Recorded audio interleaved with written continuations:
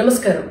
తెలంగాణ రాష్ట్రమంతా కూడా పత్తి కొనుగోళ్ల వ్యవహారం మనం చూస్తున్నాం కదా. అసలు పత్తి రాష్ట్ర ప్రభుత్వం కొంటదా, కేంద్ర ప్రభుత్వం కొంటదా? తెలంగాణ రాష్ట్రంలోనే కాదు, భారతదేశంలో పండేటటువంటి పత్తి మొత్తాన్ని కూడా సిసిఐ ద్వారా, కాటన్ కార్పొరేషన్ ఆఫ్ ఇండియా ద్వారా కేంద్ర ప్రభుత్వం మాత్రమే కొంటది. రాష్ట్ర ప్రభుత్వం మధ్యవర్తిగా ఫెసిలిటేట్ మాత్రమే చేస్తుంది.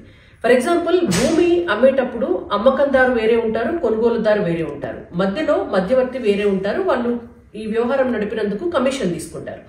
అలాగే రాష్ట్ర ప్రభుత్వానికి కూడా సిసిఐ కమిషన్ ని చెల్లిస్తుంది. అది 1.5% మార్కెట్ సెస్. మన తెలంగాణ రాష్ట్ర ప్రభుత్వానికి ఒక 150 కోట్ల రూపాయలు ప్రతి సంవత్సరం మార్కెట్ సెస్ ద్వారా వస్తుంది. తద్వారా ఆ డిపార్ట్మెంట్ లో ఉన్నటువంటి ఎంప్లాయీస్ అందరికీ కూడా జీతాలు చెల్లిస్తారు. అంతే తప్ప రాష్ట్ర ప్రభుత్వం తన దగ్గర నుంచి ₹1 కూడా ఈ పత్తి కొనుగోలు అమ్మకాల వ్యవహారంలో ఖర్చు పెట్టరు.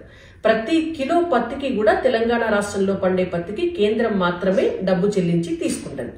2014 భారతీయ జనతా పార్టీ ప్రభుత్వం రాకముందు పత్తికి క్వింటాల్కి మీడియం స్టాపుల్ అయితే ₹3,750 ఉంటే, ఇవాళ ఎంఎస్పి ధర ₹7,710 ఉంది.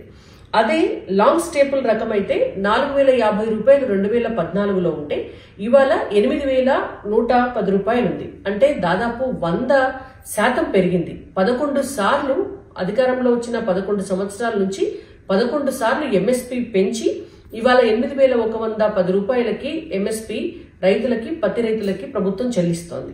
ఇంతేకాదు, ఈ 11 సంవత్సరాల కాలంలో ఈ సంవత్సరం మినహాయిస్తే ఇప్పటిదాకా తెలంగాణ రాష్ట్రం నుంచి కేంద్ర ప్రభుత్వము పత్తి కొనుగోళ్ల కోసం పెట్టినటువంటి ఖర్చు మొత్తంగా 58,000 కోట్ల రూపాయలు.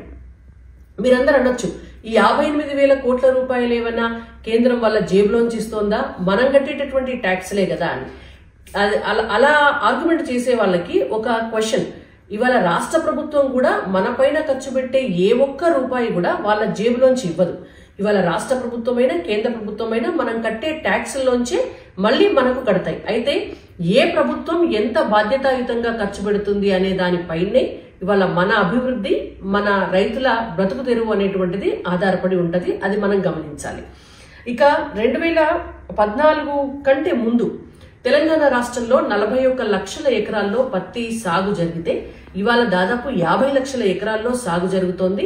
గిట్టుబాటు ధర పెరగడంతో రైతులు ఎక్కువ మొత్తంగా పత్తిని పండిస్తున్నారు.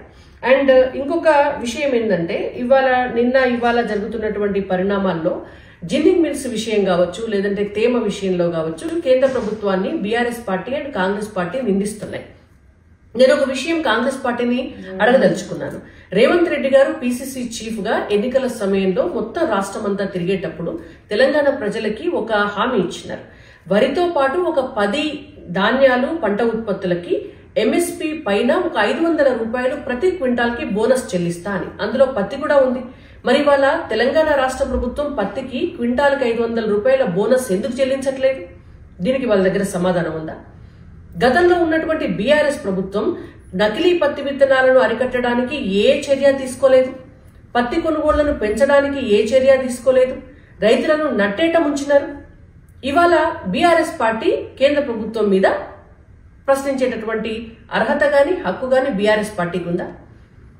ఇవాళ కేంద్ర ప్రభుత్వం 11 సార్లు ఎంఎస్పి ధరను పెంచి ఇవాళ ప్రతి పత్తి గింజ కొనుగోలు చేస్తూ, ఇవాళ తెలంగాణ రాష్ట్రంలో రీసెంట్ గా చేసినటువంటి డిమాండ్స్ కూడా ఎకరానికి 12 క్వింటాళ్ల చొప్పున పత్తిని కూడా కొనుగోలు చేయడానికి సిద్ధపడ్డారు.